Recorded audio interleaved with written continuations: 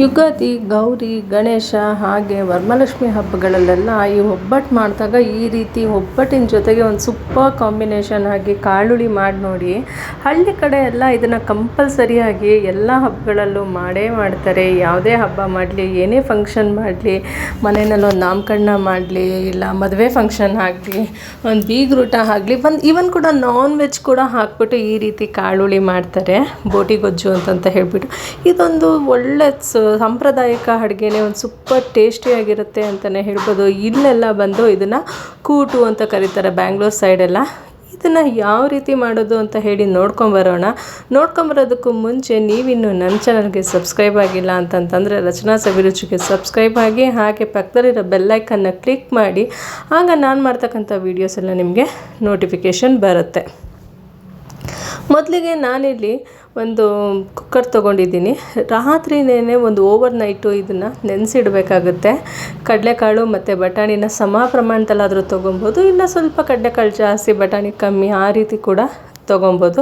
ಇದೆರಡನ್ನೂ ರಾತ್ರಿನೇ ನೆನೆಸಿಟ್ಟಿದ್ದು ಬೆಳಗ್ಗೆ ಒಂದು ಕುಕ್ಕರ್ಗೆ ಹಾಕಿಬಿಟ್ಟು ಸ್ವಲ್ಪ ಉಪ್ಪು ಹಾಕಿ, ಹಾಗೆ ಕಡಲೆಕಾಳು ಬಟಾಣಿ ಬೇಯೋಷ್ಟು ನೀರು ಹಾಕಿಬಿಟ್ಟು ಒಂದು 2-3 ಪ್ರೆಷರು ಹಾಕಿಸ್ಕೊಬೇಕಾಗುತ್ತೆ. ಆ ಪ್ರೆಷರ್ ಹಾಕಿಸೋ ಅಷ್ಟೊತ್ತಿಗೆ ಇಲ್ಲಿ ಒಂದು ಮಸಾಲೆ ರೆಡಿ ಮಾಡ್ಕೊಳ್ಳೋಣ. ಒಂದು ಮಿಕ್ಸಿ ಜಾರ್ಗೆ ಒಂದೇ ಒಂದು ಈರುಳ್ಳಿ, ಜಾಸ್ತಿ ಹಾಕೋಕ್ಕೆ ಹೋಗ್ಬಾರ್ದು, ಒಂದೇ ಒಂದು ಈರುಳ್ಳಿ, ಹಾಗೆ ಒಂದು 10-15 ಎಸಳು ಬೆಳ್ಳುಳ್ಳಿ, ಒಂದು 2 ಇಂಚಷ್ಟು ಶುಂಠಿ, ಮತ್ತು ನೋಡಿ ಇಲ್ಲಿ ನಾನು ಕಾಯಿನ ಹೊಡೆದಿರ್ತೀವಲ್ಲ, ಹೊಡೆದಾಗ ಏನು ಮಾಡ್ತೀನಿ, ಒಂದೇ ಸಲ ತುರಿದ್ಬಿಟ್ಟು ಈ ರೀತಿ ತುರಿದಾದ್ಮೇಲೆ ಒಂದು ಬಾಕ್ಸ್ಗೆ ಹಾಕಿಬಿಟ್ಟು ಫ್ರೀಸರಲ್ಲಿ ಫ್ರೀಸ್ ಮಾಡಿ ಇಟ್ಬಿಡ್ತೀನಿ. ಅಡುಗೆ ಮಾಡೋಕ್ಕೂ ಒಂದು 10 ನಿಮಿಷ ಮುಂಚೆ ತೆಗೆದಿಟ್ಬಿಟ್ರೆ ಮತ್ತೆ ಅದೆಲ್ಲನೂ ಕಾಯಿ ತುರಿ ಚೆನ್ನಾಗಾಗಿರುತ್ತೆ. ಆ ಕಾಯಿ ತುರಿನ ಒಂದು 3-4 ಸ್ಪೂನಷ್ಟು ಇಲ್ಲಿ ಹಾಕ್ಕೊತಾ ಇದ್ದೀನಿ. ಹಾಗೆ 1 ಸ್ಪೂನ್ ಕಡ್ಲೆ, ಒಂದು ಅರ್ಧ ಸ್ಪೂನಷ್ಟು ಗಸಗಸೆ, ಮತ್ತು ಧನಿಯಾ ಪುಡಿ, ಖಾರದ ಪುಡಿ ಹಾಕ್ಕೊಬೇಕಾಗುತ್ತೆ. ಧನಿಯಾ ಪುಡಿ, ಖಾರದ ಪುಡಿ ಇಲ್ಲ ಅಂತಂತಂದರು ಸಾಂಬಾರು ಪುಡಿ ಕೂಡ ಹಾಕ್ಕೊಂಡ್ರೂ ಕೂಡ ಟೇಸ್ಟು ತುಂಬಾ ಚೆನ್ನಾಗಿ ಬರುತ್ತೆ.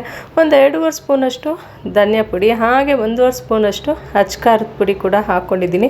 ಚಕ್ಕೆ ಲವಂಗ ಕೂಡ ಹಾಕ್ಕೊಬೇಕಾಗುತ್ತೆ.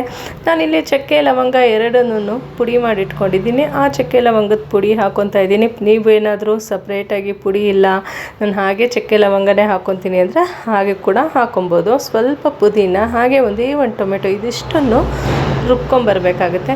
ತುಂಬ ನುಣ್ಣಗೇನು ರುಬ್ಬಕ್ಕೆ ಹೋಗಬಾರ್ದು, ಒಂದು ಸ್ವಲ್ಪ ತರ್ತರಿಯಾಗೇ ಇದ್ರೇ ಕಾಳು ಗೊಜ್ಜಿಗೆ ಚೆನ್ನಾಗಿರುತ್ತೆ. ಆ ರೀತಿ ರುಬ್ಕೊಂಬರ್ಬೇಕು. ಇಲ್ಲಿಗೆ ಇದು ರುಬ್ಬಿದ್ದು ಕಂಪ್ಲೀಟ್ ಆಗುತ್ತೆ. ಇವಾಗ ನೋಡಿ, ನಾನು ತೊಗೊತಾ ಇರೋವಂಥದ್ದು ಬಂದು ಬದನೆಕಾಯಿ. ಈ ರೀತಿ ಇರೋವಂತಹ ಬದನೆಕಾಯಿ, ಬಿಳಿ ಬದನೆಕಾಯಿ ತೊಗೊಂಡಿದ್ದೀನಿ. ಉದ್ದ ಬದನೆಕಾಯಿ ಅಲ್ಲ, ಗುಂಡು ಬದನೆಕಾಯಿನಲ್ಲೇ ಬಿಳಿ ಬದನೆಕಾಯಿ, ಎಳೆ ಬದನೆಕಾಯಿ ತೊಗೊಬೇಕಾಗುತ್ತೆ. ಇದನ್ನು ನಾನು ಕಟ್ ಮಾಡ್ಕೊತಾ ಇದ್ದೀನಲ್ಲ, ಆ ರೀತಿ ಸ್ವಲ್ಪ ಉದ್ದನೇ ಕಟ್ ಮಾಡಿಕೊಂಡ್ರೆ ಚೆನ್ನಾಗಿರುತ್ತೆ ಕಾಳುಳಿಗೆ ಅಂತ ಹೇಳ್ಬಿಟ್ಟು ಈ ರೀತಿ ಕಟ್ ಮಾಡ್ಕೊತಾ ಇದ್ದೀನಿ. ಹಾಗೆ ಬಾಳೆಕಾಯಿ ಇಲ್ಲ ಅಂತಂತಂದರು ಆಲೂಗಡ್ಡೆ ಕೂಡ ಹಾಕೊಬೋದು. ಆಲೂಗಡ್ಡೆ ಮತ್ತು ಬದನೆಕಾಯಿ ಹಾಕ್ಕೊಂಡ್ರೆ ಕಾಳುಗಳು ತುಂಬಾ ಚೆನ್ನಾಗಾಗುತ್ತೆ. ನೋಡಿ, ಬಾಳೆಕಾಯಿ ಕಟ್ ಮಾಡುವಾಗ ಕೈಯೆಲ್ಲ ಬಾಳೆ ಕರೆ ಆಗೋಗ್ಬಿಡುತ್ತೆ ಕಪ್ಪಗೆ ಅಂತ ಹೇಳ್ಬಿಟ್ಟು ಸ್ವಲ್ಪ ಎಣ್ಣೆ, ಕೊಬ್ಬರಿ ಎಣ್ಣೆ ಆದರೂ ಸರಿ, ಅಡುಗೆ ಎಣ್ಣೆ ಆದರೂ ಸರಿ, ಯಾವುದಾದ್ರೂ ಸರಿ, ಸ್ವಲ್ಪ ಎಣ್ಣೆನ ಕೈಗೆಲ್ಲ ಸವರ್ಕೊಂಡ್ಬಿಟ್ಟು ಈ ರೀತಿ ಬಾಳೆಕಾಯಿನ ನಾವು ಕಟ್ ಮಾಡಿಕೊಂಡ್ರೆ ಯಾವುದೇ ಕರೆ ಆಗೋದಿಲ್ಲ. ಲಾಸ್ಟಲ್ಲಿ ನಾನು ತೋರಿಸ್ತೀನಿ. ಕೈ ಒಂದು ಸ್ವಲ್ಪನೂ ಕರೆ ಆಗೋದಿಲ್ಲ ಎಣ್ಣೆನ ನಾವು ಹಚ್ಕೊಂಡು ಮಾಡೋದ್ರಿಂದ. ಹಾಗಾಗಿ ನಾನಿಲ್ಲಿ ಎಣ್ಣೆನ ಚೆನ್ನಾಗಿ ಕೈಗೆ ಹಚ್ಕೊಂಡು ಬಾಳೆಕಾಯಿ ಕಟ್ ಮಾಡ್ಕೊತಾ ಇದ್ದೀನಿ. ನೋಡ್ತಾ ಇದ್ದೀರಲ್ಲ, ಬಾಳೆಕಾಯಿನ ಯಾವ ರೀತಿ ನಾವು ಯಾವ ಸೈಜಲ್ಲಿ ಕಟ್ ಮಾಡ್ಕೊಬೇಕು ಅಂತ ಹೇಳ್ಬಿಟ್ಟು, ಸ್ವಲ್ಪ ತುಂಬಾ ಸಣ್ಣನೂ ಕಟ್ ಮಾಡ್ಕೊಬಾರ್ದು, ಒಂದು ಮೀಡಿಯಮ್ ಸೈಜಲ್ಲಿ ಕಟ್ ಮಾಡಿಕೊಂಡ್ರೆ ಬಾಳೆಕಾಯಿ ಬೇಗನೆ ಬೇಯುತ್ತೆ. ನಾನು ಆವಾಗಲೇ ಹೇಳ್ದಂಗೆ ಬಾಳೆಕಾಯಿ ಇಷ್ಟ ಇಲ್ಲ ಅಂದವರು ಆಲೂಗಡ್ಡೆ ಕೂಡ ಹಾಕ್ಕೊಬೋದು, ಆಲೂಗಡ್ಡೆ ಇಷ್ಟ ಇಲ್ಲ ಅಂದವರು ಬಾಳೆಕಾಯಿ ಹಾಕ್ಕೊಬೋದು. ಹಾಗೆ ಇನ್ನೂ ನಮಗೆ ಬೇರೆ ಬೇರೆ ತರಕಾರಿ ಬೇಕು ಅಂತಂತಂದರೆ ಎಲ್ಲ ತರಕಾರಿನೂ ಮಿಕ್ಸು, ಹುಳ್ಳಿಕಾಯಿ, ಕ್ಯಾರೆಟು, ಗೆಡ್ಡೆಕೋಸು, ಹೀಗೆ ಎಲ್ಲ ತರಕಾರಿನೂ ಮಿಕ್ಸ್ ಮಾಡಿ ಕೂಡ ಹಾಕ್ಕೊಬೋದು. ಆದರೆ ನಮ್ಮ ಕಡೆ ಎಲ್ಲ ಬರೀ ಆಲೂಗಡ್ಡೆ ಬದನೆಕಾಯಿನೇ ಜಾಸ್ತಿ ಹಾಕಿ ಮಾಡೋದು ಇದನ್ನು, ಕಾಳುಳಿನ. ಹಾಗಾಗಿ ನಾನು ಬರೀ ಬಾಳೆಕಾಯಿ ಮತ್ತು ಬದನೆಕಾಯಿನ ಹಾಕಿ ಮಾಡ್ತಾಯಿದ್ದೀನಿ. ಇದೆಲ್ಲ ಕಟ್ ಮಾಡಿ ಇಟ್ಕೊಳ್ಳೋ ಅಷ್ಟೊತ್ತಿಗೆ ನೋಡಿ, ಪರ್ಫೆಕ್ಟಾಗಿ ಕಡಲೆಕಾಳು ಕೂಡ ಬೆಂದಿದೆ. ಇದನ್ನು ಪಕ್ಕಕ್ಕೆ ಇಟ್ಕೊಂಡ್ಬಿಟ್ಟು ಬೆಂದಿರೋಂತಹ ಕಡಲೆಕಾಳನ್ನ ಮತ್ತೊಂದು ಪಾತ್ರೆಗೆ ನಾವಿಲ್ಲಿ ಆಲ್ರೆಡಿ ಹೆಚ್ಚಿರೋಂತಹ ಬದನೆಕಾಯಿ, ಬಾಳೆಕಾಯಿನ ಹಾಕ್ಕೊಂಡು ಮತ್ತು ರುಬ್ಬಿರೋ ಅಂತಹ ಮಸಾಲೆ ಕೂಡ ಇದಕ್ಕೆ ಸೇರಿಸ್ಕೊಬೇಕಾಗತ್ತೆ. ಹಾಗೆ ಮಿಕ್ಸಿ ಜಾರ್ ತೊಳೆದಿರೋ ಅಂತಹ ನೀರು, ಸ್ವಲ್ಪ ಜಾಸ್ತಿ ನೀರು ಹಾಕೋಕ್ಕೆ ಹೋಗ್ಬಾರ್ದು, ಸ್ವಲ್ಪ ನೀರು ಹಾಕ್ಕೊಂಡು ಮತ್ತು ರುಚಿಗೆ ತಕ್ಕಷ್ಟು ಉಪ್ಪು ಕೂಡ ಇದಕ್ಕೆ ಸೇರಿಸ್ಕೊಬೇಕಾಗತ್ತೆ. ನೋಡ್ಕೊಂಡು ಸೇರಿಸ್ಕೊಳ್ಳಿ, ಯಾಕಂದರೆ ಕಡಲೆಕಾಳಲ್ಲಿ ಬಟಾಣಿನಕ್ಕೆ ನಾವು ಆವಾಗಲೇ ಉಪ್ಪು ಹಾಕಿದ್ವಿ ಮಾಡಿದ್ವಿ. ಹಾಗಾಗಿ ಇದು ನಾವು ಸಾಂಬಾರು ಮಾಡ್ತಾಯಿಲ್ಲ, ಗೊಜ್ಜು ಮಾಡ್ತಾ ಇರೋದ್ರಿಂದ ಆದಷ್ಟು ಕಮ್ಮಿನೇ ಇಲ್ಲಿ ನಾನು ಉಪ್ಪು ಹಾಕ್ಕೊಬೇಕಾಗುತ್ತೆ. ಉಪ್ಪು ಕೂಡ ಸೇರಿಸ್ಕೊಂಡು ಮತ್ತು ಬೆಂದಿರೋ ಅಂತಹ ಕಡಲೆಕಾಳು ಬಟಾಣಿ ಕೂಡ ಸೇರಿಸ್ಕೊಂಡು ಎಲ್ಲದನ್ನು ಒಂದು ಪರ್ಫೆಕ್ಟಾಗಿ ಮಿಕ್ಸ್ ಮಾಡಿಕೊಂಡು ಲಿಡ್ಡು ಕ್ಲೋಸ್ ಮಾಡಿ ಆದಷ್ಟು ಮೀಡಿಯಮ್ ಫ್ಲೇಮಲ್ಲೇ ಒಂದು 10 ನಿಮಿಷ ನಿಧಾನಕ್ಕೇ ಬೇಯಿಸ್ಬೇಕು.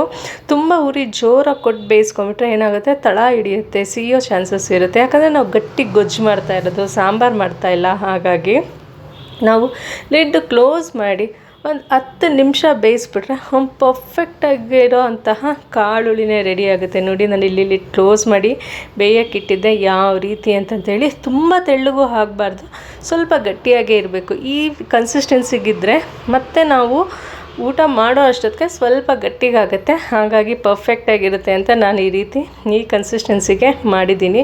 ತುಂಬಾ ಸುಲಭವಾಗಿ ಮಾಡ್ಬೋದು, ಹಾಗೆ ಟೇಸ್ಟ್ ಕೂಡ ಅದ್ಭುತವಾಗೇ ಇರುತ್ತೆ. ಇವಾಗ ಅದು ಬೆಂದಿದೆ, ಪಕ್ಕಕ್ಕೆ ಇಟ್ಕೊಂಬಿಟ್ಟು ಒಂದು ಒಳ್ಳೆ ಒಗ್ಗರಣೆ ಕೊಟ್ಕೊಂಬಿಡೋಣ. ಒಂದು 5ರಿಂದ 6 ಸ್ಪೂನಷ್ಟು ಎಣ್ಣೆ ಹಾಕ್ತಾಯಿದ್ದೀನಿ. ಎಣ್ಣೆ ಕಾದ್ಮೇಲೆ 1 ಸ್ಪೂನು ಸಾಸಿವೆ, ಹಾಗೆ 1 ಸ್ಪೂನು ಜೀರಿಗೆ ಕೂಡ ಹಾಕ್ಕೊಬೇಕಾಗುತ್ತೆ. ಜೀರಿಗೆ ಹಾಕ್ಕೊಂಡ್ರೆ ತುಂಬಾ ಚೆನ್ನಾಗಿರುತ್ತೆ ಅಂತ ಹೇಳ್ಬಿಟ್ಟು ಇಲ್ಲಿ ಜೀರಿಗೆನೂ ಹಾಕ್ಕೊಳ್ತಾ ಇದ್ದೀನಿ. ಹಾಗೆ 2 ಬ್ಯಾಡಗಿ ಮೆಣಸಿನ್ಕಾಯಿ, 2 ಕಡ್ಡಿ ನಾಟಿ ಕರಿಬೇವು ಮತ್ತು ಸ್ವಲ್ಪ ಇಂಗು, ಇದಿಷ್ಟನ್ನು ಹಾಕ್ಬಿಟ್ಟು ಒಂದೊಳ್ಳೆ ಒಗ್ಗರಣೆ ಕೊಟ್ಬಿಟ್ರೆ ಪರ್ಫೆಕ್ಟಾಗಿರೋ ಅಂತಹ ಹಳ್ಳಿಗಳಲ್ಲಿ ಮಾಡೋ ಅಂತಹ ಕಡಲೆಕಾಳು ಕಾಳುಳಿ ರೆಡಿ ಆಗುತ್ತೆ. ಕಡಲೆಕಾಳು ಗೊಜ್ಜು ಅಂತ ಹೇಳ್ಬೋದು. ತುಂಬಾ ಚೆನ್ನಾಗಿರುತ್ತೆ. ನೀವು ಕೂಡ ಮನೆಯಲ್ಲಿ ಒಂದ್ಸಲ ಟ್ರೈ ಮಾಡಿ ನೋಡಿ. ಮನೆ ಮಂದಿ ಎಲ್ಲರೂ ಇಷ್ಟಪಟ್ಟು ತಿಂತಾರೆ, ಅಷ್ಟು ಚೆನ್ನಾಗಿರುತ್ತೆ ಈ ಕಡಲೆಕಾಳು ಕಾಳುಳಿ. ನನ್ನ ಮನೇಲಂತೂ ಎಲ್ಲರಿಗೂ ಫೇವ್ರೇಟು. ಹಬ್ಬ ಬಂದ್ರಂತೂ ಕಂಪಲ್ಸರಿಯಾಗಿ ಈ ಕಾಳುಳಿ ಮಾಡೇಬೇಕು. ನಾಟ್ ಓನ್ಲಿ ಹಬ್ಬ ಅಂತಂತಲ್ಲ, ಎಲ್ಲದರಲ್ಲೂ. ಅಂದರೆ ಮನೆಯಲ್ಲೇನೋ ಫಂಕ್ಷನ್ ಮಾಡಿದ್ವಿ, ಒಂದು ನಾಮಕರಣ ಮಾಡಿದ್ವಿ, ಬರ್ತ್ಡೇ ಮಾಡಿದ್ವಿ, ಒಬ್ಬಟ್ಟು ಮಾಡಿರ್ತೀವಿ. ಆ ಟೈಮ್ಗಳಲ್ಲಿ ಗಂಡೋರು ಬಂದಾಗ, ಹೆಣ್ಣೋರು ಬಂದಾಗ, ಈ ರೀತಿ ಫಂಕ್ಷನ್ಸ್ಗಳೆಲ್ಲ ಮಾಡಿದಾಗೆಲ್ಲ ಕಂಪಲ್ಸರಿಯಾಗಿ ಒಬ್ಬಟ್ಟಿನ ಜೊತೆಗೆ ಈ ಕಾಳುಳಿ ಮಾಡೇ ಮಾಡ್ತೀವಿ.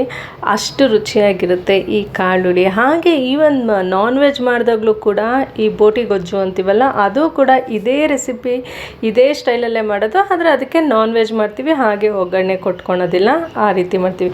ನಿಮ್ಗೇನಾದರೂ ಇಷ್ಟ ಆದರೆ ಈ ರೆಸಿಪಿನ ನೀವು ಕೂಡ ಮನೆಯಲ್ಲಿ ಒಂದ್ಸಲ ಟ್ರೈ ಮಾಡಿ ನೋಡಿ. ಮನೆ ಮಂದಿ ಎಲ್ಲರೂ ತುಂಬ ಇಷ್ಟ ತಿಂತಾರೆ. ಹಾಗೆ ನೀವು ಹೇಗೆ ಮಾಡ್ತೀರಾ, ಬರೀ ಕಡಲೆಕಾಳು ಬಟಾಣಿ ಹಾಕಿ ಮಾಡ್ತೀರಾ ಇಲ್ಲ ತರಕಾರಿ ಹಾಕ್ತೀರಾ ಅಂತ ಹೇಳಿ ಕಮೆಂಟ್ ಬಾಕ್ಸಲ್ಲಿ ಕಮೆಂಟ್ ಮಾಡಿ ತಿಳಿಸಿ.